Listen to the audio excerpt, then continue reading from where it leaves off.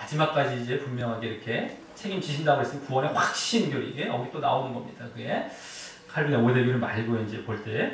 자, 그럼 오늘도 이 교리를 주장하며 이제 말하게 되는 그들의 모순된 이 신학적인 그러한 이제 언급들 중에서 그동안 말씀 안 드렸던 것 위주로 몇 가지를 말씀드리겠습니다.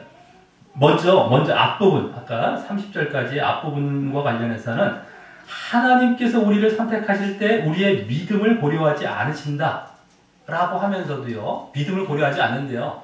선택은 믿음과 상관이 없대요. 예정은요. 믿음도 필요 없다. 예? 어떻게든 그렇게 주장하면서도 우리를 하나님께서 복음이란 수단을 사용하여 구원의 소망으로 부른 자들이며 우리는 그러면서 그리스도의 몸에 접붙임을 받은 자들이라고 합니다. 자, 믿음을 고려하지 않는다고 하면서도 복음은 왜 말하면서도 복음을 전하는 걸 왜 얘기하며 또 그리스도는 왜 필요한지 함께 이렇게 말하고 있는 것이 모순되고 있죠. 필요가 없는 겁니다, 지금. 복음과 그리스도는 다 믿음을 위해서 필요한 건데, 믿음은 고려하지 않는다면서도 그걸 왜 말하는지요? 이게 모순되는 거예요, 이 사람. 자, 그리고 더욱이, 자, 복음과 그리스도 말고도요, 더 쉽고 근사한 예정으로의 구원의 수단이 있으셨을 텐데, 이미 구원의 예정에 놓으셨어요. 근데 꼭 복음을 전하고 그리스도를 믿게 하는 이런 방법이 아니래도 예정 밖에 하는 얼마나 근사한 방법이 있을 수가 있는데도 왜 꼭 그 방법으로 가야 됩니까? 벌써 그거면 봐도 또 모습되죠. 그들이 이제 한 단계 거쳐서 그래도 그거는 그리스도를 위해서 국국에서 그걸 허용해 줬다고 합시다. 그렇다 하더라도 왜 꼭 그 방법이어야 되는 거예요? 그거 어렵고 난잡한 보기 얼마나 힘듭니까? 십자가라는 거 복음 전하는 것도 힘들죠. 그 왜 꼭 그 방법으로 이미 구원은 따랐는데 예정되었는데 왜 꼭 그 방법을 써야 된다? 그 난잡한 방법을요. 거기서도 벌써 딱 생각하면 말도 안 되는 거예요. 이들은. 근데도 왜 그걸 다 주장하고 있느냐? 똑같이 믿음은 필요 없다면서 또 복음, 그리스도 왜 주장하냐? 그게 성경에 나와 있으니까 말을 안 할 수가 없는 겁니다. 자기들도요. 네? 그래서 주장하는 건데 자기들 예정교리와는 전혀 안 맞는 것이죠. 이게 정확하게 그냥 모순이 드러나는데 사람들은 그냥 따라가는 겁니다. 이 어처구니없는 현상들이 지금 너무너무 행행하고 있고 사람들이 아무런 문제의식도 안 갖고 믿고 있다는 이 사실의 통탄한 노릇이 알 수가 없다는 거예요. 이 통탄한 노릇입니다. 이 예정론만 생각하면 답답함과 이것이 이루만 할 수 없습니다.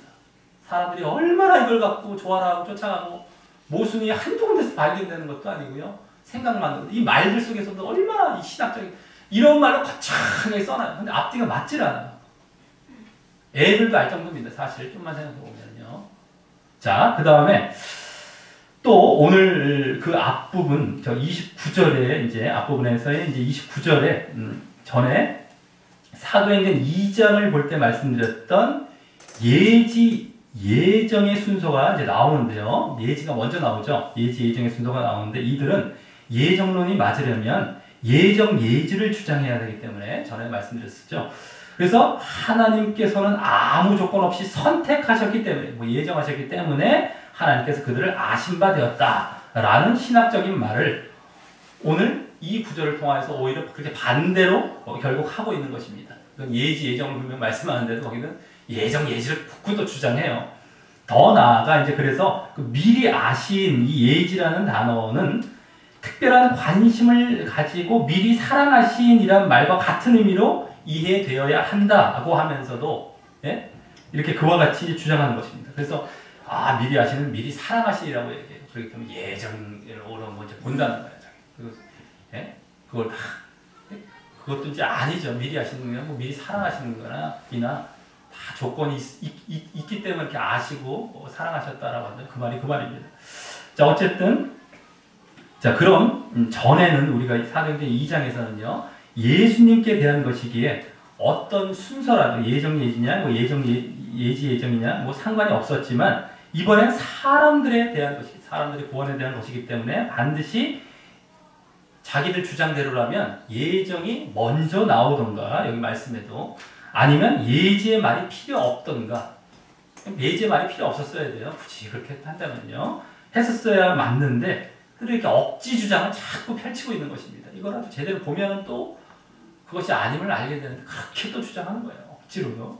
자, 또 어떤 문헌에는 세 번째로 이제 다른 이제 세 번째로 어떤 문헌에는 이 구절을 이제 이 구절들을 쭉 말하다가 이런 말이 나옵니다. 어떤 말이냐면 칼빈은 이건 뭐 다른 부분에서도 나올 수 있는 말인데, 자, 칼빈 예정론을 만 칼빈이죠. 칼빈은 플라톤, 아리스토텔레스, 키케로 등의 철학자와 어거스틴, 루터 등의 신학자의 영향을 받았다라는 말을 하는 것을 보게 됩니다. 이 철학의 영향을 많이 받았대요, 칼빈이. 그만큼 예정론은 칼빈이 인간적인 철학의 영향을 받아서 만든 인간적인 교리 내지 철학임이 분명히 그 말 속에서 증거되는 것인데도 그들은 그 말을 하면서도 아무런 느낌과 감각이 없이 말을 하고 있는 것입니다. 자신들이 철학하고 있는 것 자체를 모르고 있기 때문에 여기서 많이 보이고 그래서 여기서도 분명히 들어가는 게 보이는데 자신들은 막 그 말을 또 써놔요. 신학적인 말에다가 막 신학책에다가 그 철학도 영향을 받았다고. 그러니까 이 사람들은 다 철학하고 있는 겁니다. 어처구니 없어요, 이 말. 이거 뭐 장황하게 뭐 그리스도 하나님 뭐가 어쩌네 써놨기 때문에 사람들은 야 그래도 이게 성경에 나왔겠지 않은데 아니에요. 성경은 갖고 논 겁니다, 이 사람들은요. 이걸 모르니까 사람들이 다 넘어가죠. 자, 다음 뒷부분과 관련해서는 아까 어거스틴 나왔죠. 신학자 어거스틴이 이제 예정론을 처음 주창했던 사람이긴 하죠. 그 영향을 받은 것도 있습니다. 루터도 뭐 마찬가지지만 어쨌든 이제 그건 이제 나중에 본다 할지라도 이 철학자의 영향을 받았다는 겁니다. 자, 다음 이제 오늘 뒷부분 저 31절, 39절과 관련해서는 그 구절들의 그리스도가 주되게 나오다 보니 예정은 사실 그리스도와 상관도 없는 것이면서도요. 원래는 예정됐다면 그리스도가 있을 필요가 없어요. 창세전에 예정됐는데 무슨 그리스도가 왜 필요가 있습니까? 근데도 칼빈은 이렇게 얘기합니다. 칼빈은 택함에 있어서 그리스도의 역할을 그 선택받은 자를 위한 관리자와 수령자의 역할에 제한시키지 않고 성부 하나님께서 그 택함 받은 자를 아들을 통해서 선택하신 것으로 간주한다 라고 합니다. 이 또한 한 입으로 두 마디 모순된 말을 자신들이 직접 버젓이 하고 있는 것이죠. 사실 그리스도는 자신들 그 예정론대로 한다면 관리자와 수령자의 역할밖에 안 되는 것인데 자신들도 그걸 얘기한 거예요. 근데도 필요도 없어요. 주된 어떤 이 주님이 되실 필요가 없습니다. 관리자와 뭐 수령자 정도. 자기들도 그 얘기를 해요. 생각해보면 그게 나오. 근데도 불구하고 그 말을 내뱉으면서도 성경에는 그와 다르기 때문에 주로 나오는 게 그것이 아니라며 성경에 나오는 말을 이렇게 하는 거예요. 두 마디 하는 거예요. 이게 지금 앞에서는 분명히 자신들도 깨림직하게 이렇게 말을 해놓고 한 것을 그리고 뒤에서는 성경에 나온 말을 합니다. 또 그렇게 해야 되는데 눈 가리고 아웅하는 거예요. 자신들도 이런 말들이 예정론에서 얼마나 많은지 모릅니다. 자신들도 막 말하다 보면 논리대로 쭉 가다 보면 딱 와요. 딱 종착지에 딱 와버려요. 그럼 자기들도 틀렸다는 사실을 말하고 있어요. 근데 뒤에다가 성경에 나온 그 원래 예정론이 아닌 그 사실을 갖다 붙여놓고 이제 그래야 된다 하고 억지로 믿어라 이런 이게 말이 됩니까? 이런 말이 신학창에 엄청나게 많아요. 그리스도가 주가 아닌 것밖에 안 된다는 얘기를 해놓고 자기들 또 주가 된다는 성경에 나오는 진짜 예정론과 상관이 없는 그 얘기를 갖다 붙여놓고 이것대로 이것을 붙여야 된다는 거예요. 그러니까 억지로 이게 하나로 믿어래요. 이 말도 안 되는 얘기들을 한두 군데서 하는 게 아닙니다. 근데 사람들은 그걸 보고서 또 그게 모순된 말이라는 것도 모르고 꿀꺽하고 그냥 받아들이고 에라 모르겠다고 믿어요. 왜요? 이 교리가 너무 좋으니까 믿는 거예요. 그냥 억지로 그들도요. 교리 자체는 그대로 가져가면 너무너무 좋거든요. 신앙생활 하는 것이 막 그냥 대충 멸망의 그 길로 가는 거짓 믿음인데도 불구하고 그게 너무너무 좋죠. 자기를 안 죽여도 되고 자기 부인하지 않아도 되니까요. 그래서 좋아서 믿는 것뿐입니다. 근데 그건 멸망의 길이죠. 자기들은 좋아할지 모르지만 멸망의 길입니다. 예? 그러니 그것을 받아들이는 거예요. 그들은 그냥 모순된 것도 무시하면서요. 자, 또 마지막으로 이제 보게 될 또 말은 성도의 견인 교리와 관련하여 이 예정론의 교리는 핍박과 환난과 고통을 당하는 이 성도들의 삶에 있어서 가장 실제적으로 위로를 줄 수 있는 교리이기도 하다라는 말을 합니다. 자, 여기서 이제 전에도 말씀드렸던 예정론이 주는 거짓 위로가 이제 보여지는 것인데 거짓 위로를 말한 거예요. 이제 위로를 말하는 거짓 위로입니다. 이게 사람들은 위로라면 좋아라 하고 따라가며 오히려 멸망으로 가는 것입니다. 자신들이 마지막까지 구원 받는다고 하니 얼마나 위로를 받아요. 자기들은 죄 짓고 자기들 양심에서 막 걸리면 와요. 벌써 잘못됐다는 게 옵니다. 우리 사람은 다 오게 돼 있어요. 영혼을 갖고 내가 예수, 예? 근데도 불구하고 꼭 누르고 위로 받아요. 거짓 위로죠. 자, 우리가 잘못됐고 벌써 반응이 올 때 어떻게 됩니까? 낮아져서 막 회개해야 되는 겁니다. 애통해하면서 회개하고 그 죄를 용서 막 해달라 그러면서 그 죄의 자리에 다시 나아가지 않고 이래야 되는데 죄와 막 죄를 짓고 세상 쫓아가고 육신적으로 살아가요. 전혀 믿음과 상관없는. 그러면서도 맞아 나 구원 따랐어. 위로 이게 진짜 위로입니까? 이게 위안입니까? 진짜 위로입니까? 멸망으로 나갈 위로죠. 큰일 나죠. 억지로 꿀꺽하고 믿는 거예요. 그냥 그러면서 자기 위로받았대. 교회만 가면 거짓 거를 가르치니까 자기가 오히려 양심에 걸림이 있다가도 교회 와서 그 위로받고 간대요.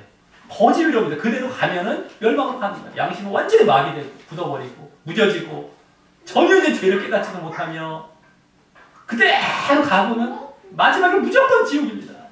뭐 명백합니다. 자기들은 아니야 아닐 거야 자기들이 세뇌해요. 자기들이 막 무조건 지옥이다 100%인데 이거는 뭐.